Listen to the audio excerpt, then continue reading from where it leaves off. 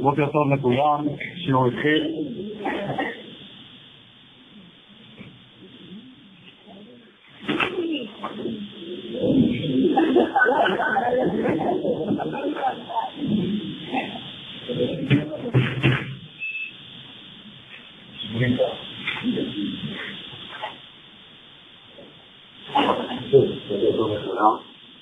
מקווה שכולם נרוצים לתוצאות של השקרות.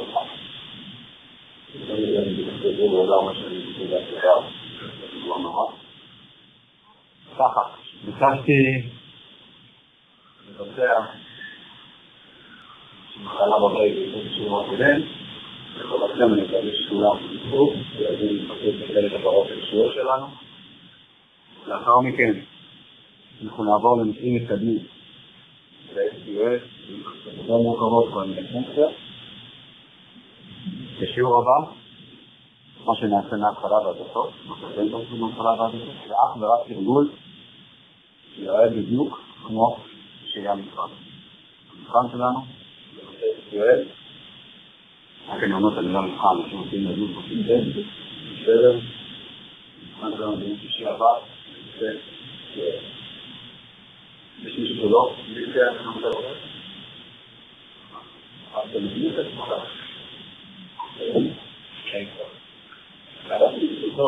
לא ניתן לקראת לפרטים, כי תצטרכו לעשות את זה תוך כדי פשוט. והדבר הבא שאנחנו צריכים ללמוד, זה SQS line. מה זה אומר SQS line? זה את ההגדר שנתתי לכם בשיעור הקודם, שיש לנו תצורה של סרבר, יש לנו קליינט, הקליינט זה הסרבר, מבצע שאילתות, יושב לדאטאבייס, ומה שיש גם על המחשבים זה דאטאבייס מקומי בכל אחד ואחת מכם. יש לינק גם במצגת להוריד את הדאטאבייס הזה בשביל שיכולים בבית. יש גם הפתעות, וכולם זה עובד, סימולית שאתם מורידים את המספר הנכונה של 2264 גיג. אפשר לעשות את זה על ידי קליקים על הקומפיוטר, לראות את האינפורמציה בהפעלה שלכם ועד לפה באופציה הנכונה. תכף אני אצטרך את ה-SQL line, ואנחנו נראה איך אנחנו צריכים מסמך בתור שאילתה חדשה, איך אנחנו יכולים לפתוח כמה מסמכים, איך אנחנו נרצים שאילתות, איך אנחנו שמים שאילתה בהערה, או קטע שלם בהערה. למה טוב לתת הערות שכותבים איזושהי שאילתה, ותכניסים עושים את זה המון, וכותבים קטע קוד מסוים, על מנת שזה יקבל את השלישי, צריך לתת איזשהו תיאור, ומה התכוונתם שכתבתם את השאילתה. ברמה של התרגול שלנו זה נורא בסיסי ונורא פשוט. בסך הכל לפני יצירת טבלה, לשים איזושהי הערה, השאילתה הבאה אמורה ליצור טבלה שנקראת כך וכך, עם העמדות כך וכך. למה זה טוב? כשאתם תכתבו שאילתה, אתם תשמרו כל שאילתה בקובץ נפרד. תתנו לו שם לוגי, תכנים, לא הערות מהצד השאילתות, ואתם תשמרו את זה ותקחו את זה לכם הבית. למרות שבמבחן הבא, ביום שישי. לא יכול להיות עדים כמוני שזה לא קורה.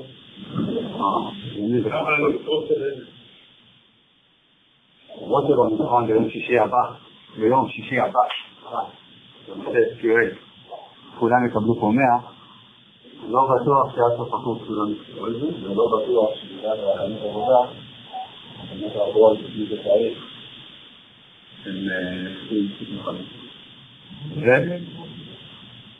לא פשוט, שום מערך אתה תבוא לרעיון עבודה, אני רוצה לעשות חומר פתוח, נראה לך איך מגלת תשובה, זה לא דבר אין. שום דבר לא פתוח, הכל בראש שלכם, והכל אתם צריכים לשלוט בעל-פה. לתרגל לא מעט בבית, לעבור על החומר, אני יודע שזה לא פשוט, אבל זה גם לא נורא. חומר פתוח, במושג, לא קיים בחוץ הזה. לא אמריקאי, לא פתוח, לא סגור, אך ורק ידע. ידע, תרגול, עבודה קשה. לא מסכים. וגם אם הייתי מסכים איתך, אנחנו יודעים גם לעולם האקדמי וגם בכלל מעיינות עבודה, לא תמיד את המשאלה שאלות שאתה אמור לעבוד בהן בימים. אבל, מסכים לך, לעמוד את הרעיון להצלחה. יכול להיות שיתנו לך 10 שאילתות במבחן מסוים, ובפועל, בעבודה אתה תדע אולי באחת או שתיים. כמו ששואלים הרבה שאלות על מתודולוגיות, אתם מוכנים לכל השאלות מבחינת מתודולוגיות, אבל בפועל, חלק מהמקרים, כמו שראש הצוות שראיון, כמו שאלה אותם, מה זה whiteboard, מה זה blackboard, STT, תעשה לי סיסטם ברקדאון, אין להם אפילו STT בחברה. יש דברים כאלה. אז זה לא אומר שאנחנו לא צריכים להיות מוכנים. אנחנו מוכנים, אני אחר כך, זה לא נהיה. אז אני מחזק את הדברים שאמרתי מקודם, זה לא חומר פתוח, לא אמריקאי, ואין טעם לשאול את זה בכל מבחן ומבחן, זה לא ישתנה. שאלות עצמם. ואני חוזר שוב על מהלך השיעורים הקרובים. מה שעושים עכשיו, אנחנו מדברים על SQL Client, אני מראה את הגוי שלו, מראה איך לבצע שאלות חדשות, כותבים בהערה, לשמור קובץ מסוים, לאחר מכן, מה שאתם עושים, על ה-SQL Client המקומי של כל אחד ואחת מכם, אתם מבצעים כל מה שעשיתם בבית ובוצעים את עצמכם, אני עשיתם את זה נכון. אני יודע, זה לא אתם עושים, לא לעשות copy-paste, אלא בבקשה לרשום. אוקיי? למרות שבטח עשיתם מישהו נשמח מאוד נחמד ומוכן, אל תעשו copy-paste ושמו את הפקודות להיכנס לכם ולשמוע בראש בצורה טובה יותר. אוקיי? ולאחר מכן אנחנו עוברים לשאילתות מורכבות קצת יותר ב-SQL. שיעור הבא, ביום שלישי, מוקדש כולו לצורך תרגול, וביום שישי, בסדר ואומר, נועה שהמבחן פשוט מאוד, מגיעים, ביום שישי הבא, אומרים בוקר טוב, כל אחד מתיישב בעמדה, אני עובר עליו. כאן, סביר לכולם, כל אחד מעשית את זה לעצמו, שם בחוץ, שם בפנים, את המבחן אתם תעשו באמצעות ה-SQL Client. זאת אומרת שאין כאן מקום מקורות. זה או 0 או 100. אין בעיה. זה אמרת שכולם יקבלו 100 במבחן. מבצעים את זה ביקשתי, כשעושים את השאילתה ב-SQL Client, רואים שזה עובר בהצלחה. מעתיקים את השאילתה שעברה בהצלחה לתוך מסמך הוורד מתחת לשאלה. עושים את המבחן המייל שלי, אומרים תודה רבה ובקרות, אני מתראים ביום שלישי לאחר. טוב, ברור לכם? תזיק באחריתך להשמיד לאלה את כל החומר, ורואי לתעשה לך גלית לספי ממה שאמרתי, אז זה. הלאה, אנחנו יוצאים לדרך.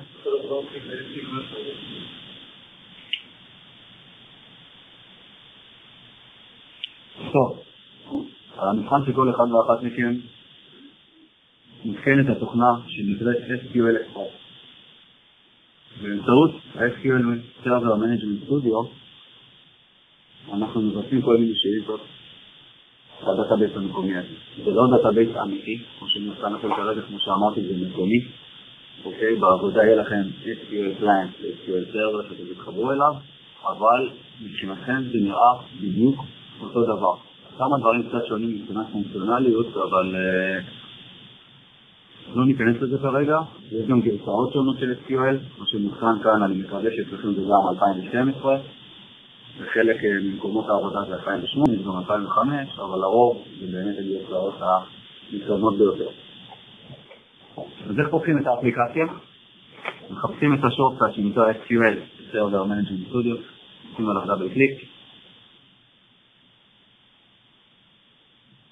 בחלום שקפץ לנו, אנחנו בוחרים Connect, זה על מנת להתחבר כביכול לאותו SQL Server, שימו לב, Server Name, אבל בפועל אנחנו מתחברים מקומית למחשב שלנו.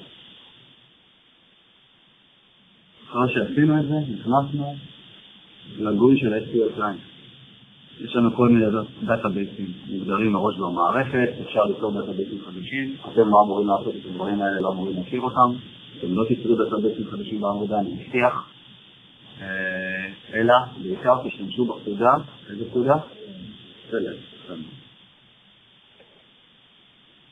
אז על מנת לבצע את התרגול ולהכיר טוב יותר את ה-SQL Client, אנחנו אמורים קודם כל לפתוח כביכול איזשהו מסמך שמאפשר לי לכתוב שם את השאילתה, כמו שאני כותב איזשהו טקסט במסמך וורד, מה אני צריך לעשות? ליצור מסמך וורד, לפתוח אותו ולכתוב את התוכן. אותו דבר כאן בדיוק. יש לי כפתור אייקון למעלה שנקרא New Query, שאילתה חדשה. לחצתי עליו, יפתח לי חלון. חלק הימני לא מעניין אותנו, אתה לסגור אותו. יפתח לי חלון. החלון הזה בעצם זה קובץ מסוים, שימו לב שהוא גם קיבל דבר שם דיפולטיבי מהמערכת, SQL Query 1.SQL. כל הקבצים שאנחנו נכתוב כאן מקבלים באופן אוטומטי סיומת .SQL. כמו שמסמך וורד מקבל .doc או .docx, תלוי באיזה גרסה אנחנו.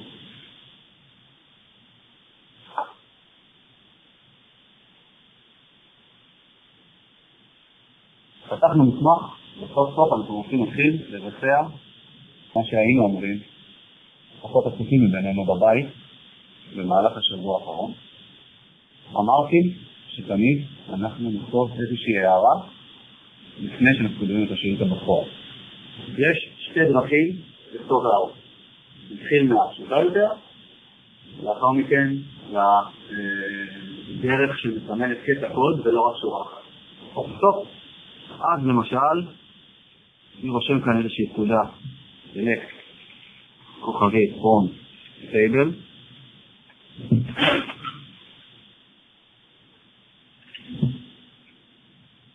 אין באמת טבלה כזאת. מה כתבתי? תציג לי הכל בעמודות מטבלה שנקראת table QQQ.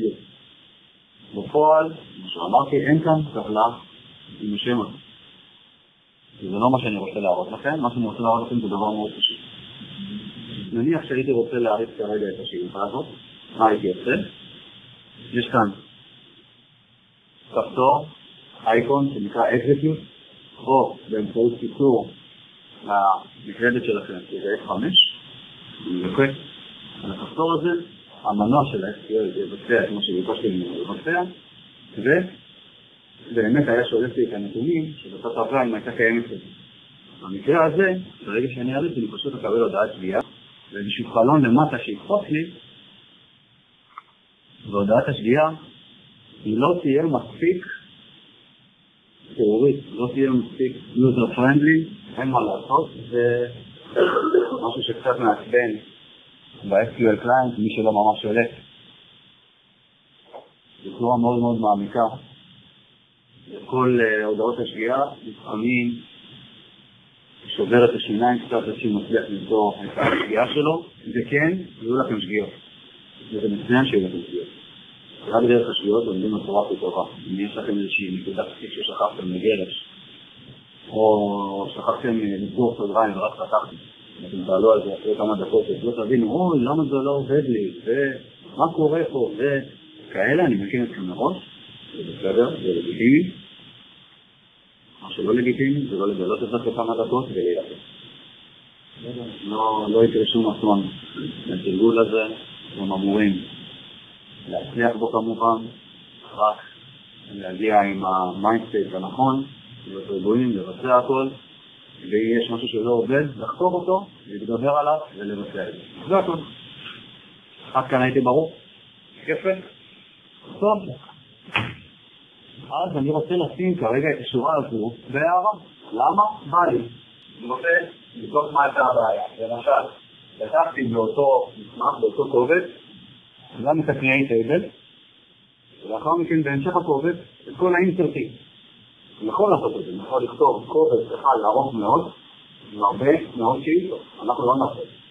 אנחנו נבצע כל שאילתה בקובץ נפרד. אני אסביר את זה ממש את זה. ופתאום גיליתי שיש לי באג בסקריפט שלי. למה? יש כאן איזושהי הודעת שגיאה שאומר, בשורה מסוימת יש לך בעיה, יכול להיות שזה בגלל משהו לא נכון שפתחתי מאז, ואין את אותה שורה, אני צריך להתחיל לבודד את הבעיה. איך אני עושה את זה? אני יכול לשים איזשהו קטע שנראה לי חשוב בהערה, לראות שהחלקים האחרים לפחות באותו קטע שכתבתי בודים בצורה סתימה, ולאט לאט לבודד את הבעיה ולגלות אותו. אז בואו נצא מנקודת הנחה שיש כאן עוד כמה שורות, זה לא באמת שורות קוד. אני חושד בשורה הראשונה, שקוראים לה select כוכבית from table QQ. אני אשכב רוצה לשמור אותה בהערה. איך אני עושה את זה? שימו לב ותרשמו לכם את זה, אני הולך לתחילת השורה, ובצורה מאוד מאוד פשוטה, מינוס מינוס. ברגע ששמתי את הקווים מינוס מינוס פעמיים בתחילת השורה, שנלחץ בפעם הבאה אקזיקיוט, לא, זה לא מה שיקרה. מה שיקרה זה שה-SQL קליינט ישים את הפקודה הזו בהערה, וה-SQL engine, המנוע של SQL, לא יתייחס לאותה שורה שנמצאת בהערה, באמת כשאילתה מסוים.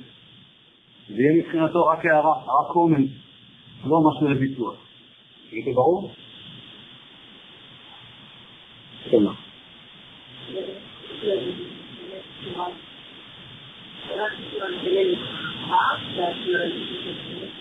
רגע, זה לא קשור להערה, זה לא משהו אחר.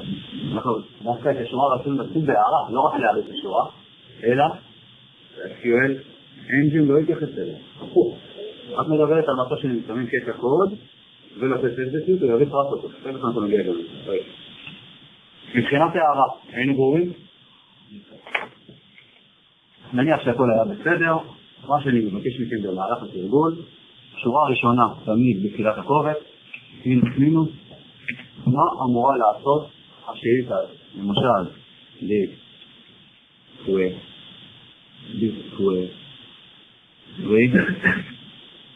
show all columns on table.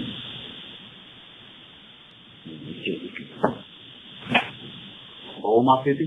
רציתי להפעיל איזושהי הערה, וגם אתם עושים את זה לעצמכם, ושומרים את זה, ומעתקים את זה לדיסקונקי שלכם, להשתמש אתכם גם כהכנה לקראת התרגול וגם לקראת המבחן, וגם חזרה בסוף הקורס לפני רעיונות עבודה, וכמובן גם למבחן המשחקים שיהיה לנו בסוף הקורס, שלמרבה הפתעה הוא לא עם חומר פתוח והוא לא נמצא. בסדר? בשלב הבא יש לי קטע קוד שלם שאני רוצה לשים אותו בהערה. לא רק שורה אחת. אם יש הרבה שורות שאני רוצה לשים בהערה, אני לא אעבור שורה ואעשה מינוס מינוס בהתחלה, זה קצת פרימיטיבי, זה קצת מסרבל את העניינים, מה שאפשר לעשות. לא נניח שיש לנו כאן כמה שורות, ומהשורה הזו עד השורה הזו יש משהו שנראה לי חשוב, אני רואה את השאילתה ואני מקבל לדעת שנייה, אני רוצה לשים את כל הקטע הזה בהערה. עד עכשיו ראינו שאנחנו שמים אך ורק שורה אחת. איך אנחנו שמים קטע שלם בהערה? אני בא בתחילת הקטע שאותו אני רוצה לשים בהערה, אני לוקח סלש כוכבית, שמתם לב איך הכל נצבע בירוק? ירוק זה אומר הערה. ירוק זה אומר שהמונה של SQL לא מתייחס למה שכתוב שם. אבל, מהסלש כוכבית ומטה, כל מה שמופיע בירוק. אבל, אני לא תחמתי את האזור הזה של ההערה, אני רק פתחתי הערה, וכל הקטע שלפניו שמתי את הסלש כוכבית, כרגע, מבחינת ה-SQL, זה לא משהו לביצוע. אני צריך גם לסיים את הקטע הזה, צריך לתחום אותו. איך אני עושה את זה? אני אלך לסוף הקטע שאותו אני רוצה לשים בהערה, נניח שזה יהיה כאן. מה אני עושה? הערה, מה אני עושה? כוכבית סלש, יפה מאוד. כוכבית סלש. שמתי לב איך השורה מתחת נצבעה. הפקודות האמיתיות, המילים השמורות נצבעו בכחול, ולפני זה הם היו ירוק. למה? כי כרגע הן מוגדרות כביכול כהערה מסוימת. עשיתי כוכבית סלש, ובעצם אך ורק כל התוכן שנמצא בין הסלש כוכבית לכוכבית סלש מוגדר כהערה. מה שלפני ומה שאחרי, ה-SQL ינסה להריץ ולבצע את מה שכתוב שם. זה בסדר?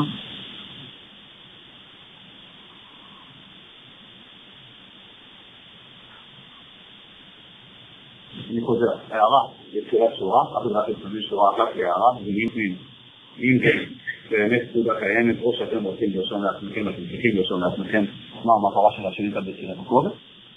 ואם אני רוצה לסמן קטע קוד, סלש כוכבית, בתחילת הקטע, בסוף הקטע, כוכבית, סלש, וזה הכל. פשוט וברור, נכון? יפה מאוד. דבר הבא שאני רוצה להראות לכם, זה ומה שאמרה פולינה,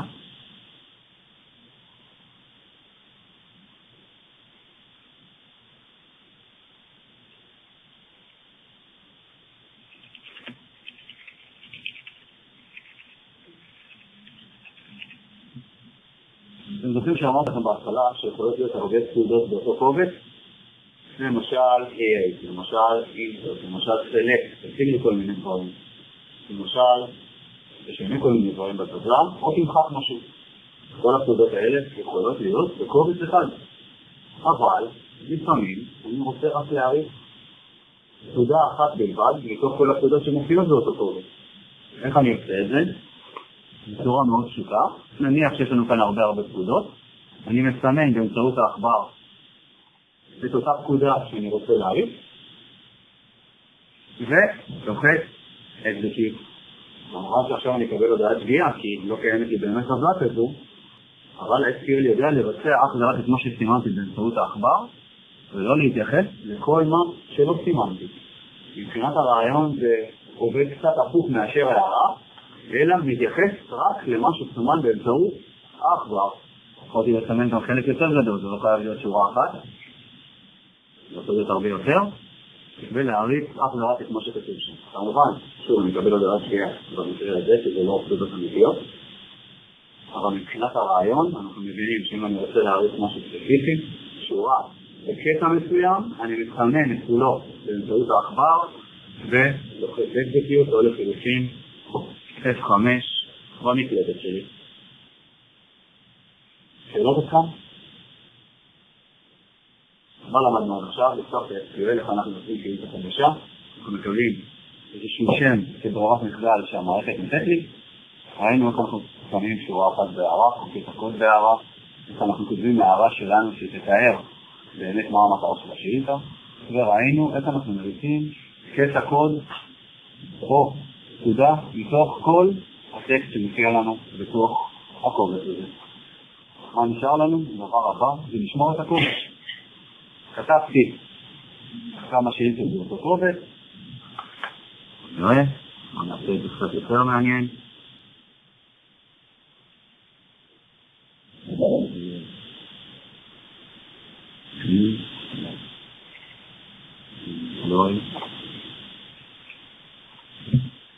לא משנה.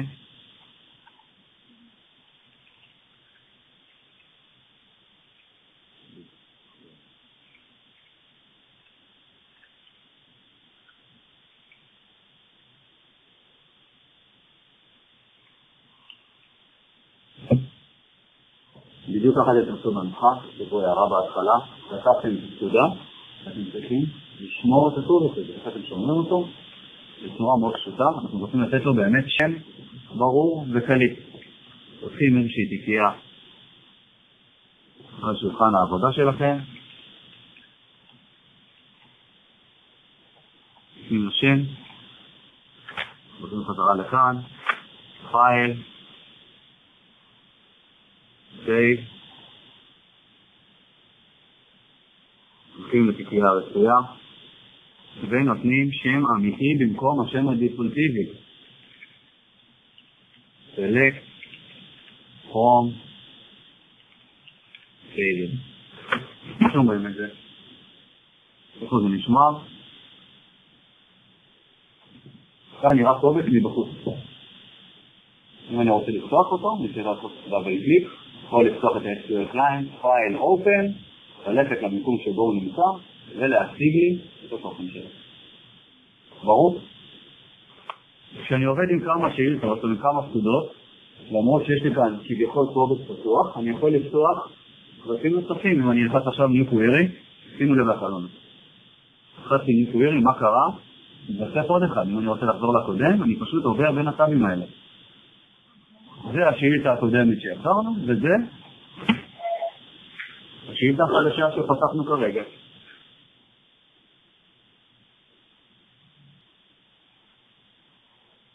שאלות?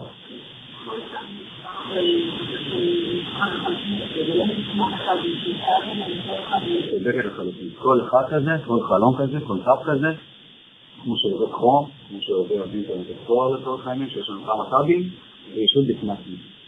מה שתכתבי שם לא ישפיע על הסבים האחרים. מה מאוד חשוב להבין? אנחנו יוצרים טבלה, נכון? לתרגול הראשון במטלות שקיבלנו לזה. אנחנו משתמשים בפקודה A. לאחר מכן, insert. למה אני קובע את זה? כן, אני מקבל מאוד שתקורות מה שאני אומר, אבל לא ידעו נורא כזה, ואלה שכן ידעו, אז לא נורא, אחרי שהם ידעו פעם אחת הם יודעים את זה. קחו בחשבון, שבכל פעם שאנחנו מחפשים execute, ה-SQL מבצע את מה שכתוב באותו קובץ. זאת אומרת שאם כתוב create או insert, זאת דבר מסוימת, בפעם הראשונה שלקחתי execute על קבוצת ה-create, מה קרה? נקרא טבלה.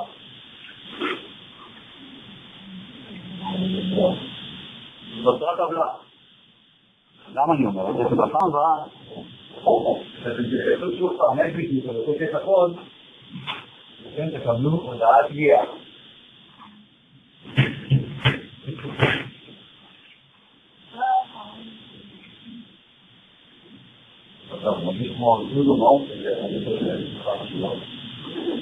בפעם השנייה לחצתם כבר פעם אחת את זה. מה קרה? כן, מה קרה? נוצרה טבלה.